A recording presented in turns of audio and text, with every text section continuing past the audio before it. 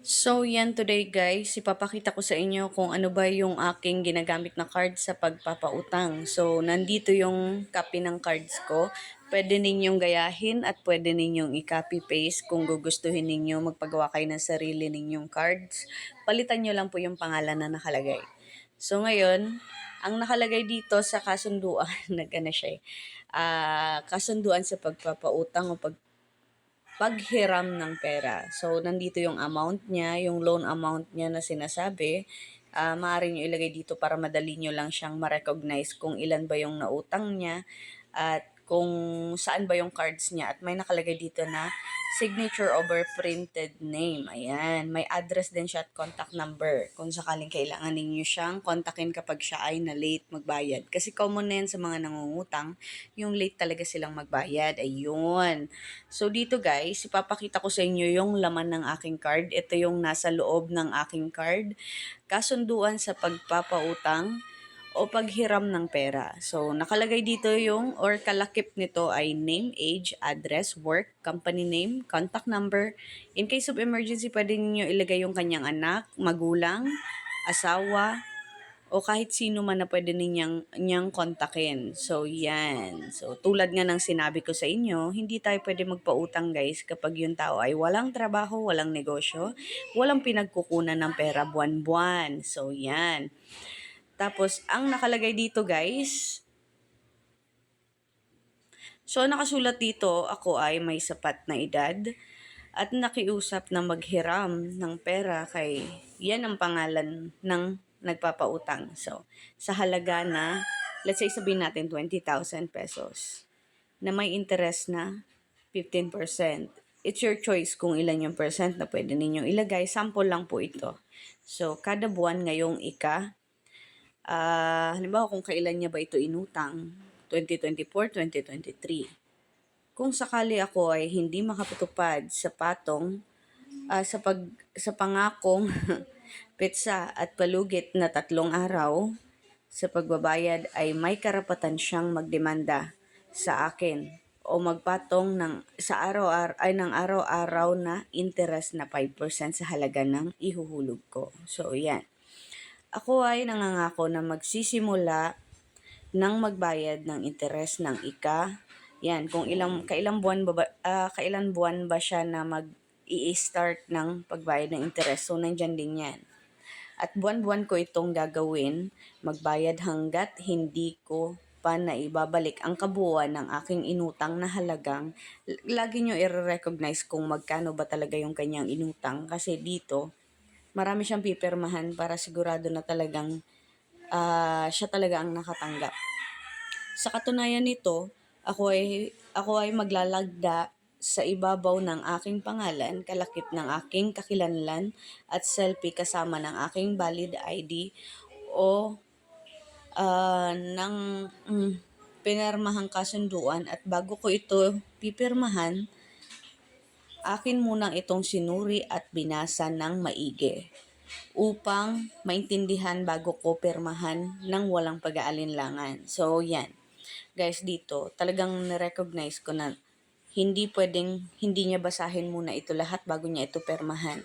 Kung hindi niya naman ito binabasa ko sa kanya harapan. So, para kahit papano, maintindihan niya kung anong laman ng ating kontrata. Hindi kasi pwede na papirmahin mo lang siya. So, dito, talagang pipirma siya ng 4 beses. So, ito, pangalawang pirma niya na ito, doon sa front may pirma din siya. So, lalagyan mo dito na signature over printed name. So, ang kagandahan kasi dito guys, kapag meron kayong kasunduan, hindi siya basta-basta makakapagloko dahil meron kayong pinirmahan at halaga ng kanyang inutang. Ayun. So, ayan guys. Ito naman yung kasama sa sa loob ng aking card. Ayan. Borrower signature over printed name. Dapat may 2x2 ID para ma-recognize ninyo kung sino ba talaga yung nangutang kung sakaling meron kayong maniningil. Ayan. So, dito naman, co-borrower naman, may signature din. Yung mga co-borrower niyan, yan yung mga guarantors niya. So, kung may mga guarantor, dapat maglagay kayong co-borrower niyan.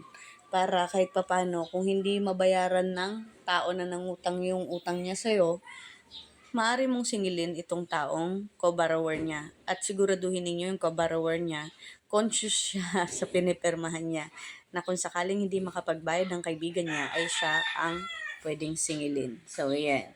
Ipapaliwanag natin na maganda sa co-borrower niya.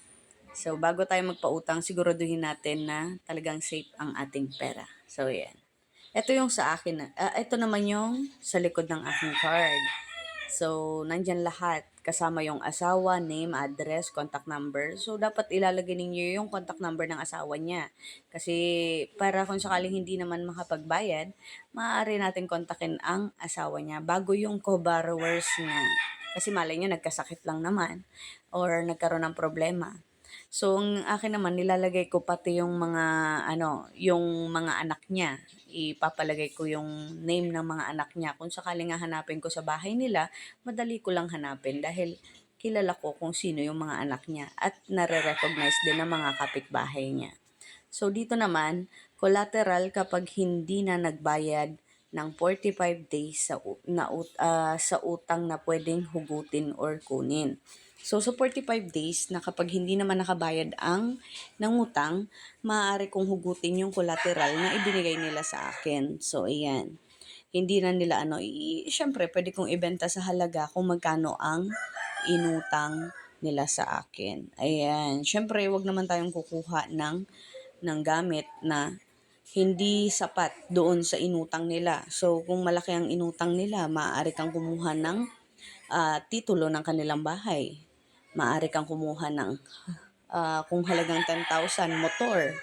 Kunin mo yung kanilang motor. Or kung ano man yung pwede nilang i-collateral. At wag na wag kayong papayag na magpapautang kapag walang collateral dahil maaari kanilang hindi bayaran. Ayan. So guys, hanggang dito na lang.